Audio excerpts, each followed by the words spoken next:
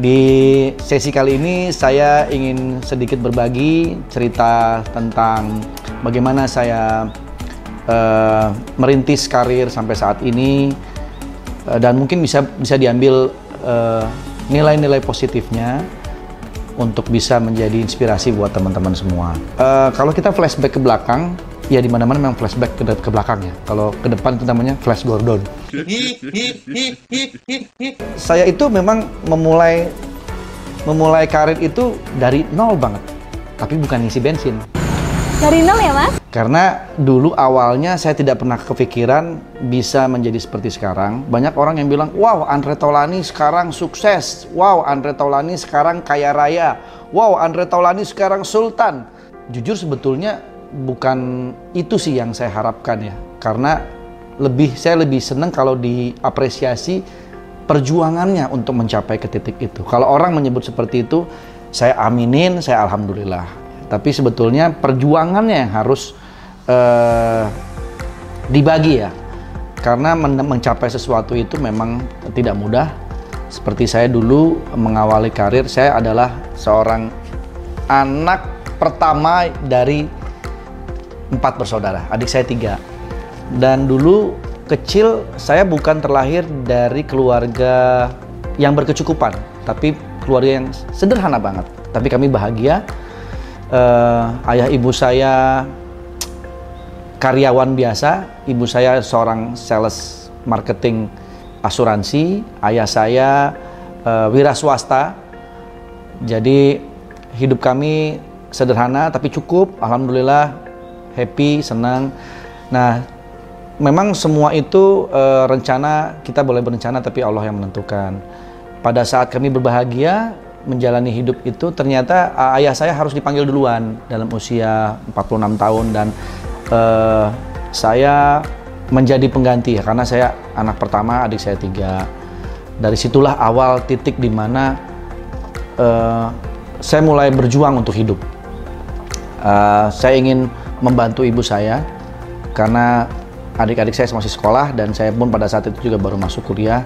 Jadi saya berusaha untuk bisa mencari penghasilan untuk mengcover biaya-biaya tersebut, karena saya kasihan juga kalau ibu saya sendiri yang bekerja gitu ya. Makanya saya membantu ibu saya untuk bekerja, dan diterimalah saya waktu itu menjadi seorang clearingman di sebuah bank swasta.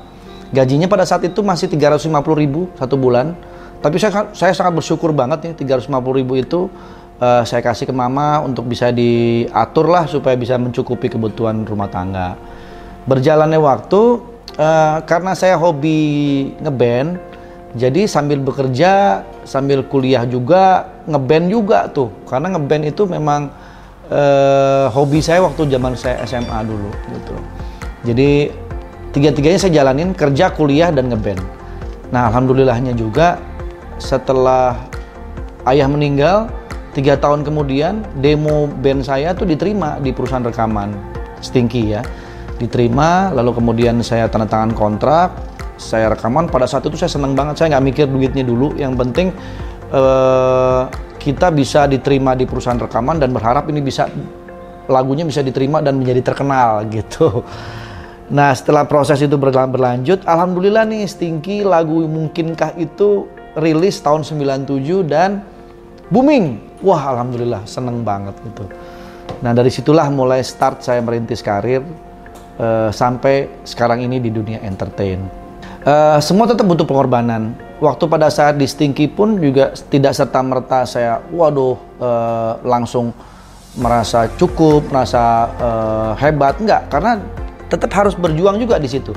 Jadi saya setuju dengan istilah hidup adalah perjuangan gitu ya. Ketika saya belum menjadi Stinky, saya berjuang. Ketika sudah di Stinky, saya pun berjuang. Berjuang dalam arti apa? Ya harus menjaga eksistensi dalam grup. Lalu kemudian bersaing dengan grup-grup yang lain. Lalu bagaimana menciptakan sebuah karya yang disukai orang. Itu kan perjuangan terus. Karena banyak juga loh band-band yang begitu muncul, gak berapa lama kemudian akhirnya kandas lagi, hilang lagi. Ya mungkin itu tadi, perjuangannya sedikit. Kita harus berjuang lagi. Berjuang lagi terus. Sampai akhirnya kita punya album 1, 2, 3, 4 dan seterusnya. Nah, ketika itu saya mendapatkan lagi tawaran untuk bermain sinetron. Nah, kesempatan itu saya ambil, kemudian saya menjadi pemain sinetron, belajar berakting, dan di situ pun berjuang lagi, karena pemain sinetron banyak lah. Ada yang ganteng-ganteng, ya kan, ada yang lebih senior, ada yang lebih hebat aktingnya. Saya berjuang lagi, makanya saya percaya banget semuanya apa yang kita lalui di dunia, di hidup ini, itu semuanya perjuangan. Tidak ada yang tidak berjuang. Walaupun kita sudah berada sekalipun, tetap harus berjuang. Ya tadi, menjaga, merawat, karena ini semua titipan. Nah, merawat, menjaga apa yang Allah kasih ini kan juga perjuangan juga. Nah, sampailah saat ini saya sekarang berdiri di dunia entertain yang saya cintai, saya tekunin. Dan ke depan insya Allah juga ya saya tetap terus berjuang. Saat ini lagi ramai dunia digital, saya ikut juga di situ berjuang untuk membangun Taulani TV. Ya begitulah hidup ya. Kita tidak pernah berhenti untuk terus berkarya, tidak pernah berhenti untuk terus berjuang.